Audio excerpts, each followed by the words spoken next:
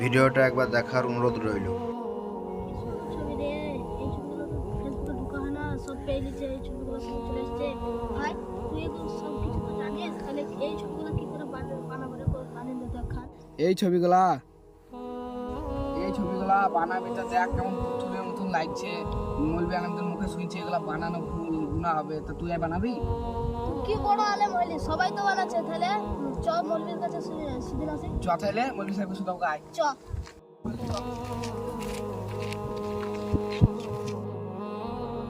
ওই দা চ চ। চ। আসসালামু আলাইকুম জি। ওয়ালাইকুম আসসালাম ওয়া রাহমাতুল্লাহি ওয়া বারাকাতুহু। ভালো আছো বাবুরা? হ্যাঁ জি ভালো আছি। আপনি ভালো আছেন তো? আলহামদুলিল্লাহ ভালো আছি। বলছি জি ফেসবুকে এখন ট্রেন্ডিং এ চলছে, এসব ফটোগুলো বানানো যাবে? হ্যাঁ, এই ফেসবুকে এই ছবিটা আমিও ফেসবুকে দেখছিলাম।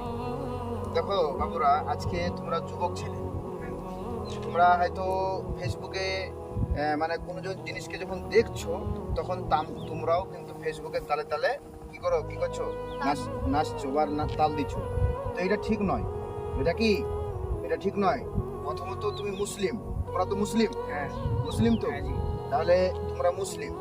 আচ্ছা বলো তো, ফেসবুকে যেটা ভাইরাল চলছে এটা একটা মূর্তির ছবি, আর কোরআন হাদিস কোনো মূর্তির ছবিকে কি সাপোর্ট করে না, কোনো মূর্তির ছবিকে কি সাপোর্ট করে না। আল্লাহ সুবহানাহু ওয়া তাআলা বলছেন যে সূরা 3-এর ভিতরে আল্লাহ সুবহানাহু ওয়া তাআলা বলছেন, আমি মানুষকে অতি সুন্দর করে সৃষ্টি করেছি। তাহলে তোমরা যে অতি সুন্দর করে আল্লাহ সুবহানাহু ওয়া তাআলা যে সৃষ্টি করেছে, এই আল্লাহ সুবহানাহু ওয়া তাআলার সৃষ্টিকে তোমরা কি করছো, বিকৃতি করছো।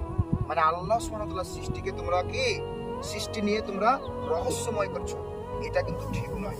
এটা কি ঠিক নয়? এটা ইসলামের একটা নিয়মকে মানে লঙ্ঘন করা, ইসলামের একটা নিয়মকে লঙ্ঘন করা। অথচ তোমরা যে মূর্তিটা বানাবা, অতএব মূর্তি বানানো কি হারাম, আল্লাহর সাথে অংশীদার স্থাপন করা।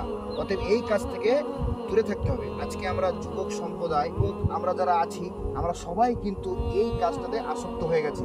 অতএব আমাদেরকে বুঝতে হবে আমরা মুসলিম, এসব কাজগুলো আমাদের মুসলিমদের মানায় না, তাই কি না? এই কাজগুলো আমাদের মুসলিমদের মানায় না।